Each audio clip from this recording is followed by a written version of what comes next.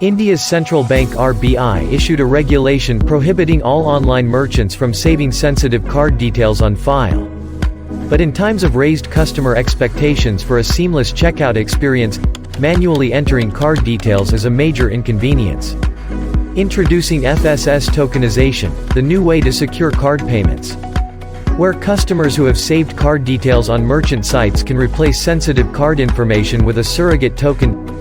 Each token is unique to the cardholder, merchant and device. Let's take an example. Sylvie shops at Fresho, an online grocery store every week. At checkout, she gets a prompt to register for the merchant's tokenization service. The merchant sends the request to the FSS token requester, which interfaces with the card scheme for token issuance. When Sylvie initiates the payment, Fresho sends the token to the token requester. It sends the token along with a one-time cryptogram for authentication to the issuer for maintaining the integrity of the transaction. On successful authentication, Fresho routes the cryptogram and token values to the payment gateway for further processing.